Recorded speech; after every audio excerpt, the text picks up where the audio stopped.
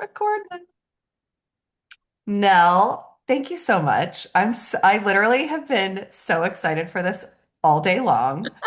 So we're just gonna dive right in. Dive in. Okay. I One love of it. the things you talk about is how the hardest working and most capable people are often the most depleted. So why does that happen? It's so brutal, right? It's like no good task, no good deed goes unpunished. What do we Yes. say? Yeah, brutal. So there's actually some psychology behind it. So we'll dive right into that, which is foundational work from the 80s, I want to say. Everything good comes out of the 80s, in my humble Yeah. opinion. Anyway, Okay. so Deci and Ryan were these two scientists who looked into what motivates us. Great question. Like, why do we Mhm. keep doing things? Why do we? And they found three elements are necessary for motivation. Autonomy, Mm. right? We got to be our own people, control our own shtick a little bit at least. Mastery, right? We got to feel connected to the people around us and effective and good and recognized for that. And then purpose, Mm. which doesn't have to be like curing cancer or saving the rainforest purpose. Not that there's anything wrong with that. Yeah. But it could also be like running a good team that creates dignified work that pays for people's healthcare, right? Like Yeah. just that is a purpose. Or, serving meals at your restaurant that provide for happy, good, nourishing times, right? These are all purposes. But so these three elements are what come together to motivate us. And, in my language, what I talk about leading in 3D, me and we and world, Mm. that's the Holy Trinity. That's what we, the helpers, the hardest working, most motivated people do. And that tracks to motivation, right? Me is autonomy. We is that mastery and connection to task. And then purpose is connection to world.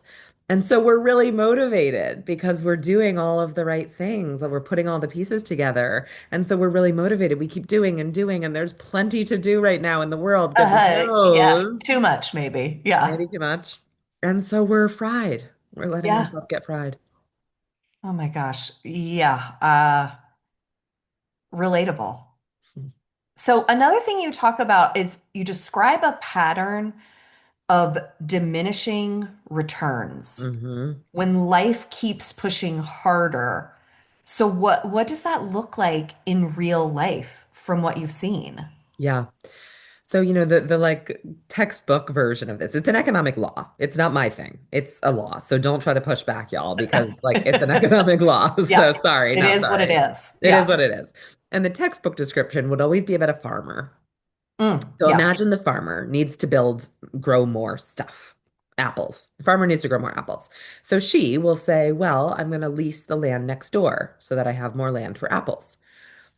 Great idea. Except if she doesn't also get more trees or seeds and people to pick the apples, the land just sits there, Yeah.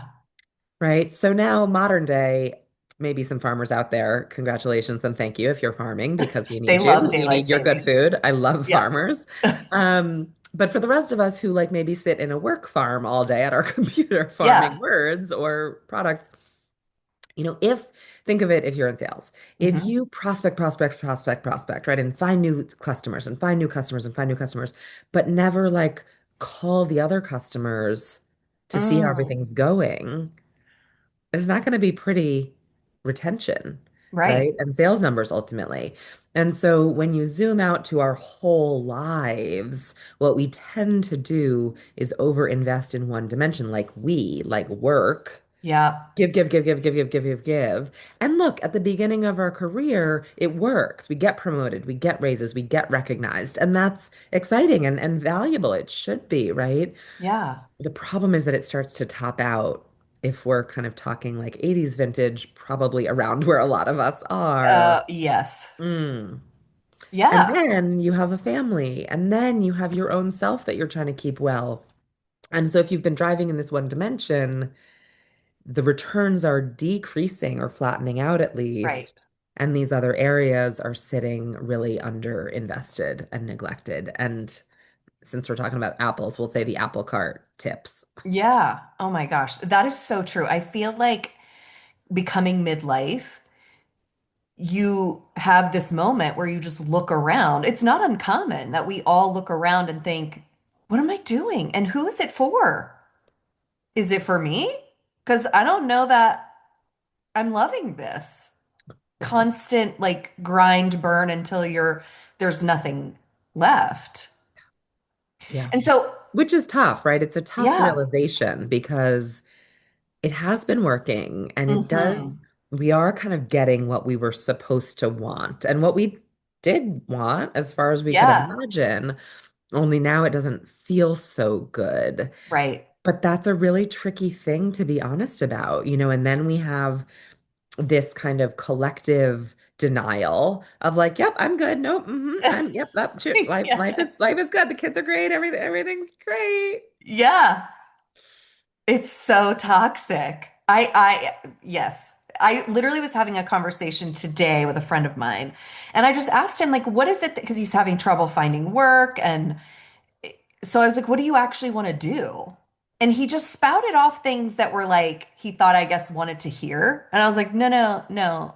I'm asking you a question that may not have an answer today. Hmm. Like, what do you actually want? And I know that a lot of our listeners are women who are high achievers, helpers, people pleasers. Hmm. And what you're describing is that at some point, doing more actually starts costing us more than it's giving us. So, like, how have you tried to reconcile those things in your own life and your own work with other Yeah, people? yeah. So, it quite literally came to a head when I was inspired, aligned, motivated, like work was going great. I was talking about this 3D approach to living, and it was really resonating with like important, powerful people and trickling down. I was in my second marriage and, step parenting adult kids, and that was really cool and rewarding. Like things were good. Yeah. And I was on my way to the trainer, perimenopause Yeah. muscle Yep. building, Hmm. as you got to do. Yep. Sunny Friday morning, and I glanced at my phone in the cup holder and went head on into a 20-ton landscaping truck. Oh my God. Could have been really, should have been, said the fireman, really bad, really, really Oh, bad. Car was definitely totaled. yeah. Thank angels, I was fine, like fine, didn't go to the hospital, was fine. A little burn from the airbag and, bruised to the chest. The other guys in the truck were fine. They were kind of 6 or 7 feet elevated, so they were Yeah. okay. But it was too loud to not listen to, Yeah. and so pretty quickly, it didn't take too long to process. Like the message was pretty loud and in all caps. It doesn't matter if you're aligned, you're inspired, you're motivated, even in the best of circumstances. If you're doing too much, it's actually physically dangerous to Yeah. you and to people around you. Yes. Yes. And so it's been almost not even quite 2 years, but really quickly, I got really serious Hmm. about this subtraction stuff. And that's why I Yeah. call it activism. I feel like a subtraction Yeah. activist because this is my version of saving lives. Yes. Oh my God. That is so powerful. I actually did a social media post the other day about, not that intense, but my people pleasing was at an all-time high. I Mm, was at a Braves mm, game mm. and I started feeling hot and I was like, I don't think I'm okay. And then it took me way too long to alert someone. And by the time I finally admitted that I wasn't okay, I stood up and passed out. Yeah. Oh, And when I got to when the almost. firemen came, my troponin, when I got to the hospital, which is a heart enzyme that actually detects stress in the heart, my troponin was a 12. And for perspective, a heart attack is a 14. So, so I joked that I was like, Girl. people pleasing is dangerous. It could kill you. Literally, I was like, oh, I don't want to disrupt the vibe here with my overheating. And then, yeah, it could have been a sad Instagram post. Like, she didn't want to kill the vibe. So instead, she just died. Died. She just Talk died. about a vibe killer. Yep, that would Blech. have definitely done it. It's so I want to dive into your approach of systematic subtraction. And what does that mean and look like for Yeah. people? Yeah. So the idea here is that, look, if you're looking for a 4-hour work week, Tim Ferriss is your guru. Like really smart, a lot of great tips, and that's truly a powerful, life-changing thing. If you're kind of like, I just want to let them, I'm going to Yep. let them do everything. Amazing. You've got your girl for that as well, and truly like run with it.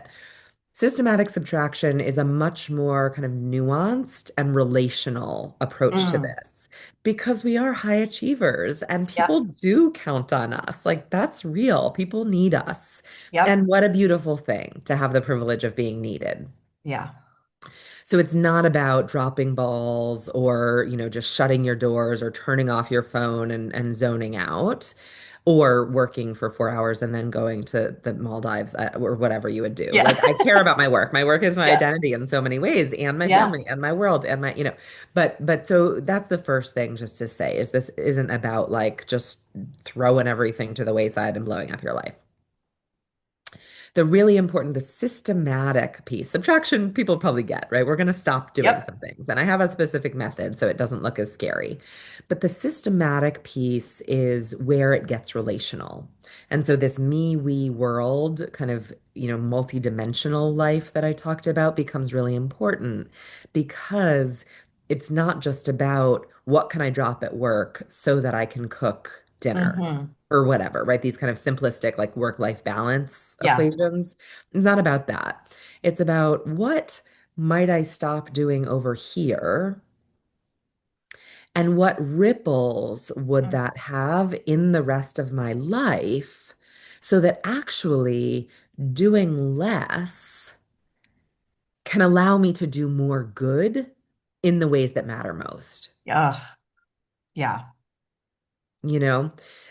And so it's not, maybe we definitely will stop doing some things. We might, to be honest, fill that time back in with something because Yeah. we don't need to get down to the 4-hour work week. We still have all of our time, but we're going to choose things that are more energy giving, Yeah. first of all. And then secondly, we're going to take this whole systems approach and connect the dots so that each thing we do at least works in all three dimensions and doesn't cause Right. harm, and ideally actually bubbles up to these win-win-wins to make it all better. Right. Well, and it's so, looking at the world right now and the crazy, one of the things that I am very keyed into is that a lot of women, regardless of age, I won't say it's specifically midlife, but a lot of women are looking around at these insane expectations that we've all had on us. And it is so much easier said than done to stop functioning at that high of a level because it is what's been expected of us for so long. And it is hard to have this conversation with yourself. Is, do you find people have a hard time like letting go of certain things? A And thousand what are percent. those things that they're like, no, it's like, yeah, my friend this week was like, it's like my wubby, it's my lovey. Like, I don't know how to process when I don't have that. Yeah. Yeah. There's a bunch of levels to what people struggle to let go of, right? I think what you're saying is definitely right. It's this identity. What I see more is that it's an identity of being an overachiever or a Yeah. helper or a people pleaser, right? In the kind of abstract Hmm. rather than like, I must respond to emails in 60 seconds. Yeah. Like when you actually get specific, we're smart women. Like we can separate the fact that like actually responding to emails in 60 seconds probably doesn't say a lot about my fill in the blank, intellectual capacity, goodness as a human, creativity as a professional. Like, let's be Right. honest, right? Yeah. So I think that's one thing about this method that I really encourage people to like get specific, right? The first step is to gather data Yes. because it's easy to stay up here when it's so busy. It's so frenzied and it's so busy. And so we're just like, yeah, yeah, but big picture, I'm a doer. Yep. Great, be a doer. Far be Yeah. it from me I want you to keep doing, do the thing. but actually look at what you're doing specifically and decide at that level whether you actually want to cuddle with that at night or if maybe you could let it go. Yeah. Oh, so well said. So, another thing that I loved is that you talked about one of your greatest teachers being horses. So, what do horses understand about leadership or energy, even that humans often miss? Yeah. So number one, so much, first of all. And so episode two, we'll come back to that and talk Yes, about yes. all the horse wisdom. But the really cool headline that is so salient to this conversation is that horses are prey animals, right? So they seem big and maybe kind of scary to us. They can pack a punch in that kick. They can bite. But ultimately in the wild, they're prey animals, right? They're vulnerable to mountain lions, generally, like big cats are who eat them. Yeah. And so, by evolutionary design, not because they have great coaches or listen to your fabulous podcast, which Yeah, maybe they do, maybe they but do. they have evolutionarily evolved to conserve energy, right? Every calorie they burn doing something is 1 unit of energy less to get away from the predator should that mountain Yeah. lion attack. So it's literally a matter of life and death, right? Like talk about Yeah. the near heart attack at the stadium or the car accident. It's actually Yep. life and death. And so when they need or want to do something, they start with the least possible effort that might get that thing done. Wow. So, quick example, we're at the creek. Horse number one is taking a little drink, hydrating. Horse number two approaches and also wants to drink. Horse number one is like, not today, buddy. My creek, give me some space, right? Yeah. So they're 1,400-pound animals, big, big creatures. And so horse number one will not say, hey, you jerk, get out of here. This is my water. I'm drinking. I'm really thirsty. It's hot out. I need my water. Get away. Yeah. Which you might have seen happen to someone, right? Yeah. Asking for, I'm sure you've never done that, but maybe someone Oh. around you has had a Yeah. reaction like that, maybe. Yes, yes. Okay. Yeah. What horses will do is flick their ear, Mm. full stop. 8 or 9 times out of 10, that's enough. And horse number two is like, ooh, I got you. I'll come back. Wow. If horse number two is dense or, feeling a little pushy, feeling particularly thirsty, really worried about his skin and wanting to hydrate, horse number one might flick his tail, Mm. escalate a little bit, right? So a few more calories burnt than just this, but still 1,400-pound animal, just a little swish. And now 9 times out of 10, that's that first horse, second horse is gone. And only then will they kick or Right. threaten to bite or really make noise, right, in a horsey way to make this happen.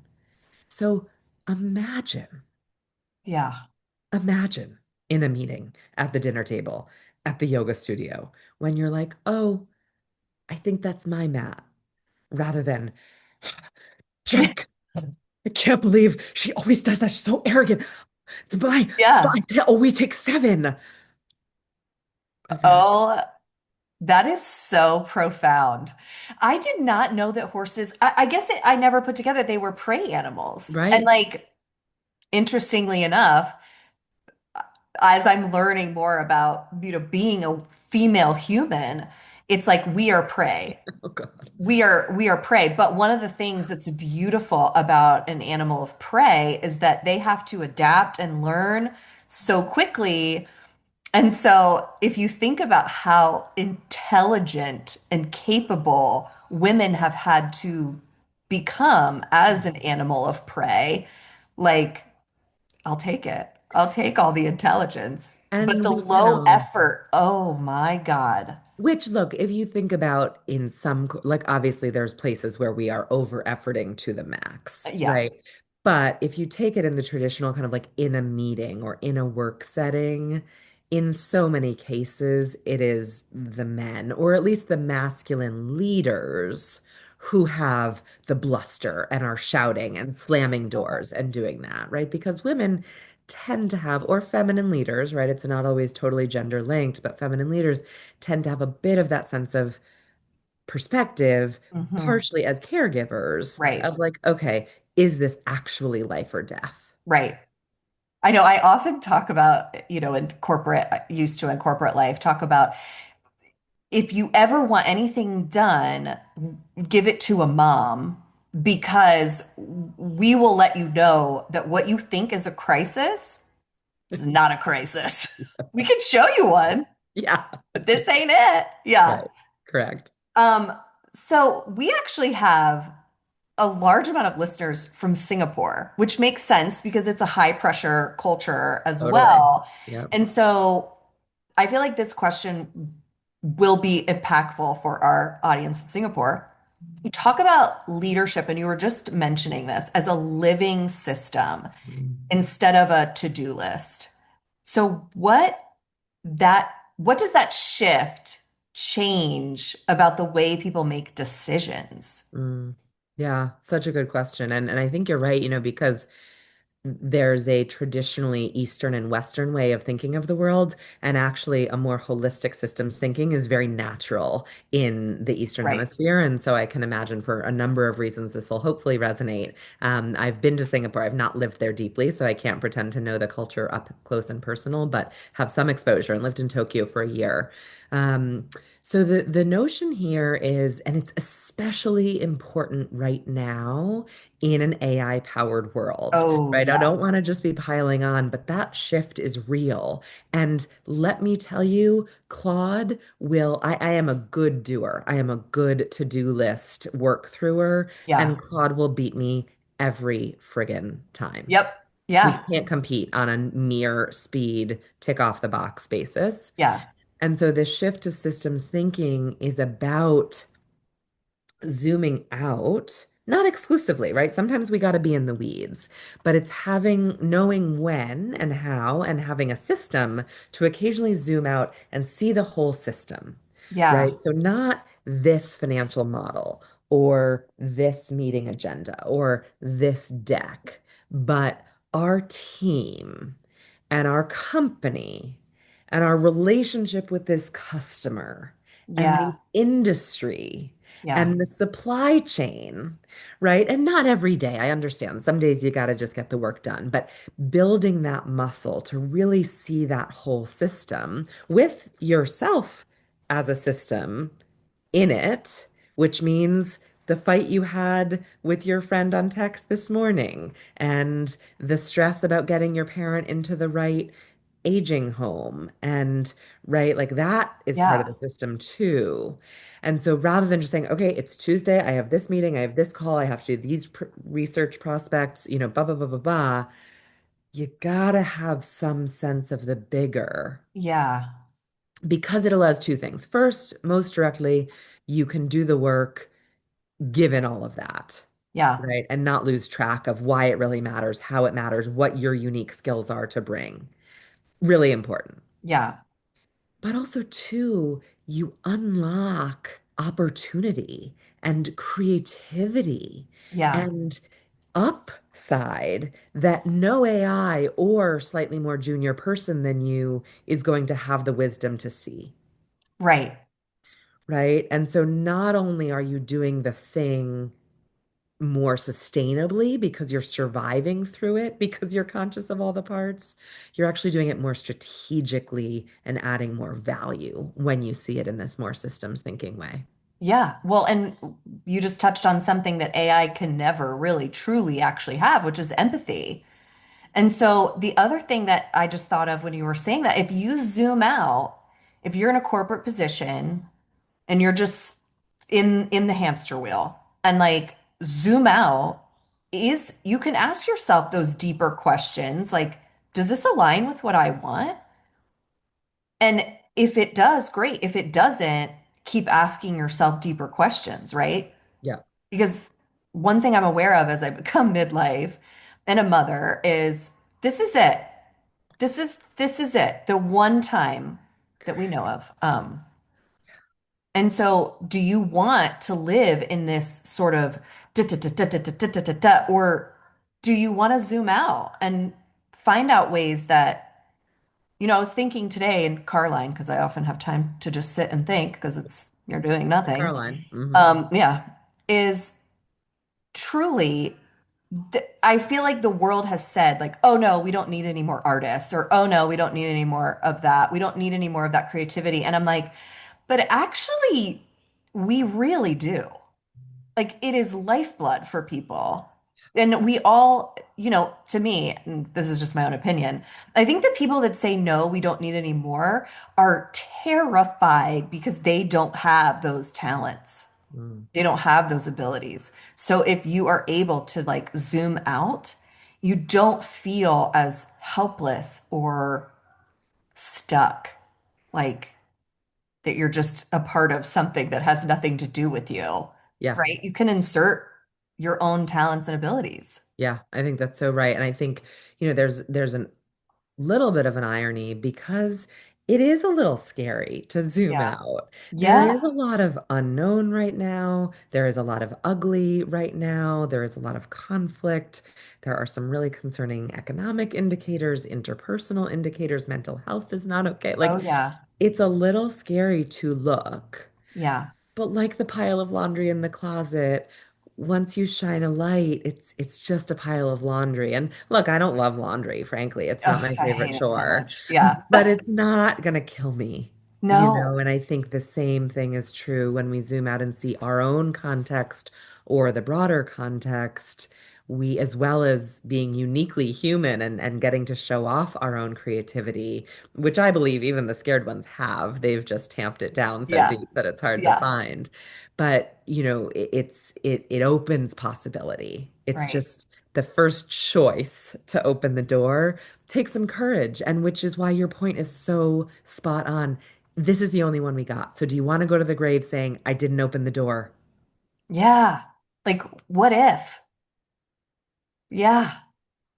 So if someone today is listening and they feel overwhelmed, burnt out, what's one thing they could subtract from their life this week or over the course of a couple weeks that might create more clarity or even more energy? Mm. Unhelpful thinking. Oh,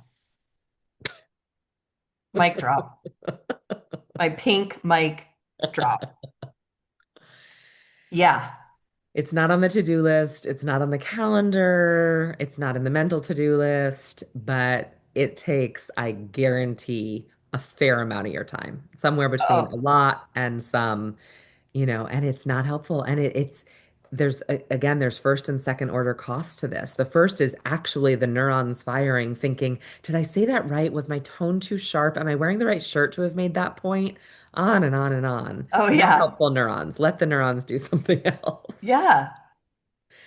But then it is the second order internally that makes us self-doubt and focus on the wrong things and not have time and space and attention for how well that colleague responded when you raised that concern, or how grateful that customer was that you spoke up on their behalf on a tough Yep. issue, to say nothing of how your female junior sees you do that in the meeting and feels a little more Hmm. empowered and able to speak to the things that she's seeing, right? Or even indirectly, the ripple to your daughter at home or your son, that mom is somebody who speaks up about the important stuff and doesn't worry about her shirt color or her tone of voice. Right. Well, and we've talked about this before on the show. I mean, I feel like we talk about it constantly because it is the hardest thing ever to do is to just shut that voice down and just say, you know what? Yesterday, I post again, I'm like talking about social media, but it's how I'm becoming like more bold, right? And I posted this funny video where I fired, like at an HR meeting, I fired my negative self-talk. I was like, I'm so sorry, but we no longer need your services. And so I made this video, and within, I don't know, probably 20 to 30 minutes, my negative self-talk was a disgruntled employee like coming for me. Like, Lawsuit, all the yeah, things. lawsuit. Exactly. She may have been toting a gun. I don't know. She was angry and like literally spiraling into, how could you do that? That was so embarrassing. And I just sat there for a minute and I was like, well, look at that. She is angry that Amazing. I said no more. And she came so hard after. And so it kind of made me laugh in a way because at first I was spinning. I was circling the drain, like, oh my God, what have I done? I embarrassed myself. And then I thought, no, I didn't. No, I didn't. And why do you get to dictate? You don't. You don't. Yeah, So I think it's one of I liken it to, have you seen the Barbie movie? of course. Duh. And in the scene where they're just trying to wake everybody up from the patriarchy, and they're like, we have to help wake all these women up. I feel like negative self-talk, like that is my mission now too, is you got to stop because if you stop doing that, you end up doing things that are so helpful for other people because you get out of your own way. Yeah, And yeah, all of this is just an effort to help someone else totally. just wake up and snap out of it and say, you Yeah. know, I'm not listening to that voice There's your activism. anymore. Yes, That's yours. totally. I want to I want to share a quick story on this. So I used to live in New York City, and the West Side they've turned into this just absolutely beautiful, of course overcrowded because it's New Yeah. York, but whatever. Yeah. Beautiful running and walking and biking trails, and there's all kinds of things going on. And so I saw this one morning, this person fell. Mm. And it was kind of unclear what happened. Like not normal. I mean, it's pretty well paved, pretty new streets, like people aren't really falling. And so I saw this woman who, I'll be honest, I was kind of like, wow, like she doesn't necessarily like look like a runner, but she's out here in her sports bra and short shorts and running. Like, great, Yeah. good for her. And the person fell, and there's a fair number of us around, so you get that kind of bystander effect of psychology of everyone's like, I don't think I want to go up because like that's really if you're the one who fell, you're kind of like back off, I'm fine, Yeah. don't nothing to see here, kind of defensive. This runner woman so directly, so clearly went right over Mm. and helped and checked in with this person who turns out was actually probably about as close as you are to a heart attack, if not maybe Yeah. a little closer, and kicked it into gear and called. And the walk away lesson is if that woman, like I had been about her, but we all know that's actually about us, Yeah. right? When I run, I don't run in a sports bra because like, ugh. And if I were projecting myself as her, I'm like, oh, the bump, and like, oh, am I jiggly? And like, how's the Hmm. thigh looking? Whatever. Would I have had the presence of mind to check in and save that heart attack? Yeah. Probably not. Yeah. So that's the reframe that I bring to this. I think I do pretty well on the self-talk stuff because I worked in nonprofit for 10 years, like in frontline service roles. Yeah. So, like suicidal 8-year-olds growing Yeah. up in families of domestic and political violence. And Yeah. so, you know what doesn't matter? My outfit. Right. And I am not immune for sure. And that's not a better than worse than thing. But again, it's that zoom out Yeah. perspective of what actually matters here. And like, am I going to be able to help the runner if they fall of a heart attack? Or am I Yeah. too obsessed with my own love handles? Yes. Ugh. It's like I'm aware too that women have been in a position where we've been pitted against each other in a lot of scenarios. We're competing for things.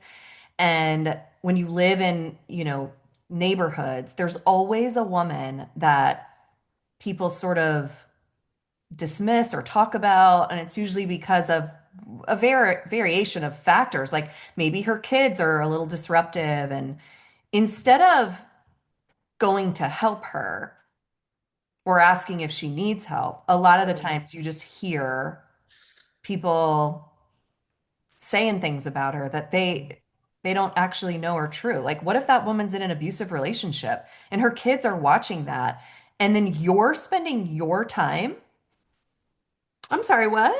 We Yeah. need to do better. You're exactly right. It's like we need to shut down our own negative self-talk so we can be aware of what's going on around us at a higher level, because then you can do the things that women are phenomenal at, which is tapping in, being empathic, and helping. Yeah. Amen. Yeah. So I think a lot of us sometimes think if something isn't working, I have to just push harder. I need to try more.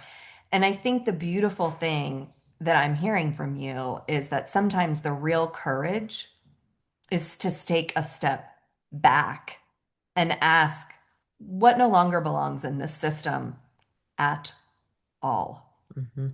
1,000%. Yeah. That's 1,000% the message. Partially because we're changing, right? Entering Yeah. middle life, parenting, blah, blah, blah. But our context is changing a lot. There's no debate about that. Yeah. And so we have these outdated habits that are moot, right? That just Yeah. don't serve anymore. And so Yeah. if we just keep doing them and then piling on the thing we need to navigate the AI or the parent responsibility or the promotion, right? You can only improve if there's available capacity. Yes. Yes. Yeah. And so trying to put another layer on the cake, it'll just slip off. There's no Yeah. room. You gotta take something away. Yeah. Ugh.